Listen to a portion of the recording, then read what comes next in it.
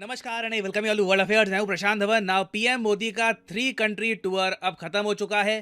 पहले जापान में गए, फिर पपुआ न्यू गिनी और ऑस्ट्रेलिया में। और ऑस्ट्रेलिया में देखिए जिस तरीके से ऑस्ट्रेलियन प्राइम मिनिस्टर ने इंडियन पीएम के बारे में बात करी है ना, इट वॉज स्पेशल। मैंने कभी भी किसी ऑस्ट्रेलियन पीएम को एक इंडियन प्राइम मिनिस्टर या फिर किसी भी और कंट्री के पीएम के बारे में ऐसा बोलते नहीं देखा। यहाँ पे आप देख पाओगे PM Modi is boss.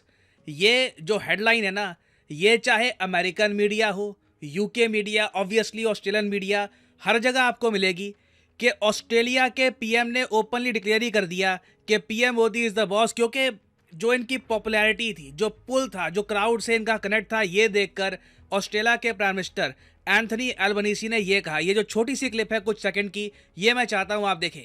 Joy it is to get to welcome Prime Minister Modi here with all of you.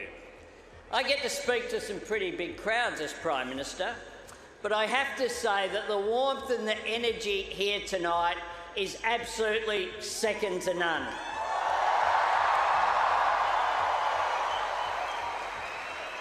I said to my friend the Prime Minister before, the last time I saw someone on the stage here was Bruce Springsteen, and he didn't get the welcome that Prime Minister Modi has got.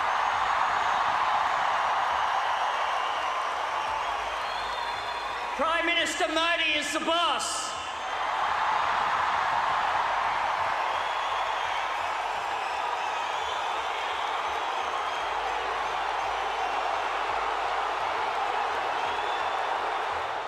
Now ये event जो है ये मैं live देख रहा था और मुझे जेन्युइनली लगा कि जब ऑस्ट्रेलिया के प्राइम मिनिस्टर ने कहा कि PM Modi is the boss और क्राउड पूरा रोर कर रहा था, एक बार को मुझे लगा कि ये वाला पीएम भी सीधा नीचे उतर के पैर छुएगा, बट यहाँ पे ऐसा नहीं हुआ।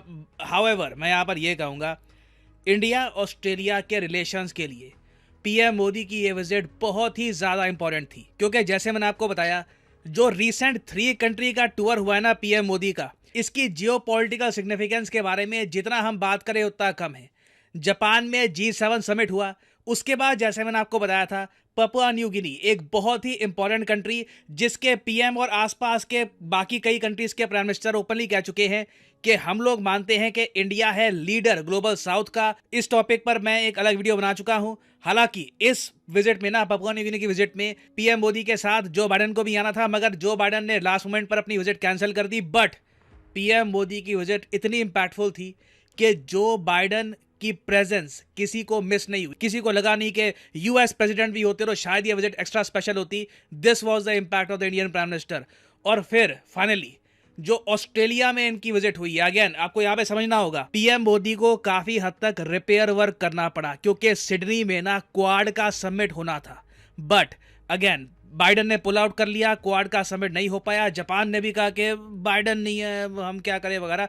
बट पीएम मोदी फिर भी ऑस्ट्रेलिया गए और एक मैं कहूँगा बहुत ज़्यादा स्ट्रॉन्ग इमेज प्रेजेंट करी इंडिया ऑस्ट्रेलिया रिलेशंस की। और अगर आप सोच रहे हैं कि इंडिया ऑस्ट्रेलिया के रिलेशंस प्राइमरली क्वाड पर बेस्ड होंगे, सिक्योरिटी का एस्पेक्ट होगा, चाइना का इशू होगा, नहीं नहीं, देखिए सबसे इंपॉर्टेंट पिलर आज के समय इंडिया ऑस्ट्रेलिया के रिलेशंस का है ट्रेड।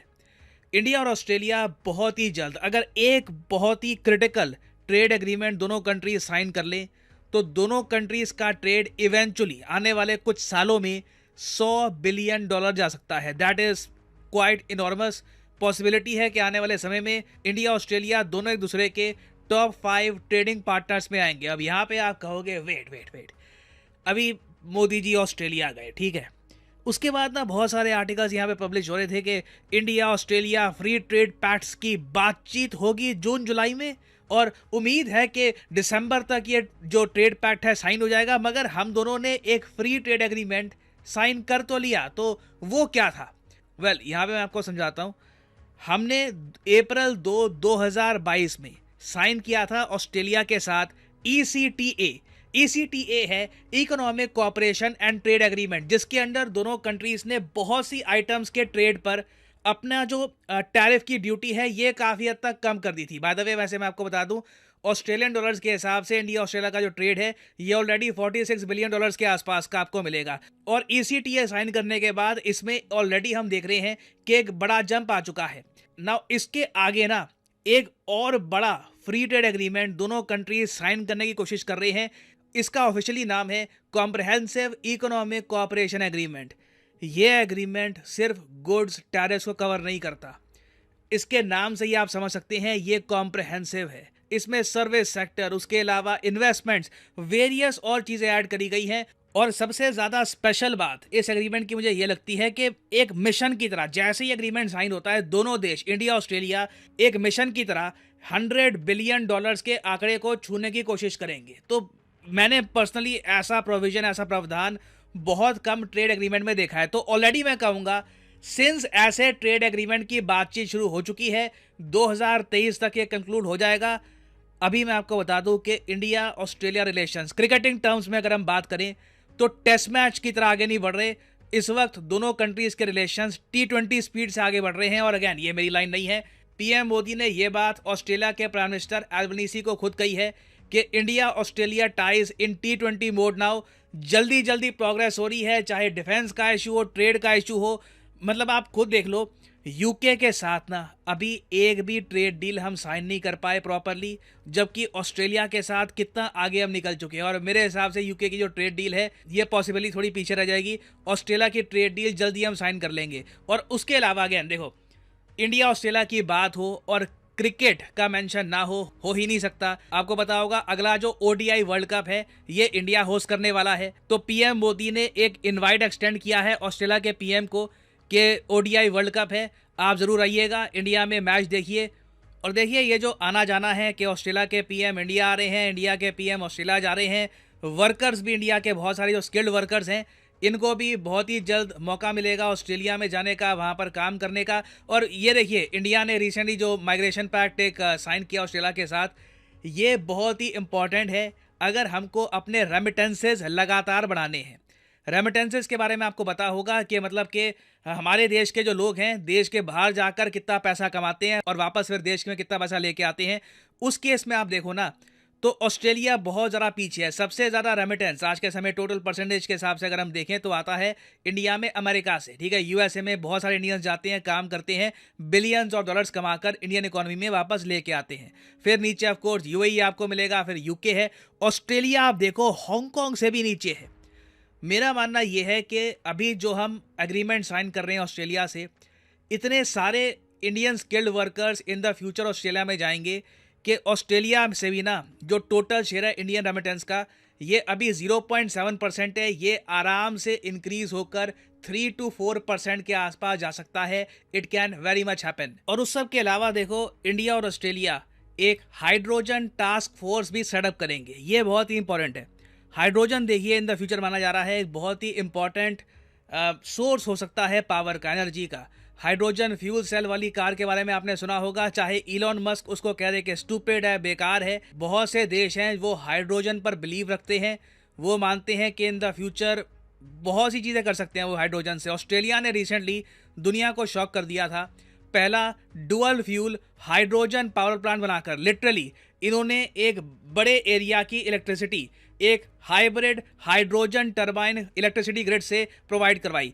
तो ऑस्ट्रेलिया इस मामले में बहुत आगे निकल चुका है। इंडिया ऑब्वियसली काफ़ी कुछ सीख सकता है ऑस्ट्रेलिया से, और ये जो हाइड्रोजन टास्क फोर्स है ये इंडिया की हेल्प करेगी। काफ़ी सारी जो रिसर्च हो चुकी है हाइड्रोजन से रिलेटेड, हाइड्रोजन एनर्जी से रिलेटेड, ये Australia in the future India के साथ भी शेयर करेगा और दोनों कंट्रीज मिलकर भी बहुत सारे रिसर्च प्रोजेक्ट्स पर काम करेंगे। और फाइनली मैं यहाँ पे आपसे क्वेश्चन भी पूछूंगा। क्वेश्चन ये है कि इनमें से किस कंट्री ने रिसेंटली इंटरेस्ट शो किया है UPI के सिस्टम को ज्वाइन करने में। इस पर बहुत आर्टिकल पब्लिश हुए थे, बहुत ज़्यादा न्यूज़ में था ये टॉपिक। ये है यहाँ पे आपकी option, north Korea, USA, China या फिर जापान। हिंट दे रहा हूँ कि जिस कंट्री ने इंटरेस्ट दिखाया है, पीएम मोदी ने रिसेंटली उस कंट्री को विजिट भी किया है, तो आप आराम से क्वेश्चन का आंसर कर पाएंगे। कमेंट सेक्शन में करिए क्वेश्चन का आंसर।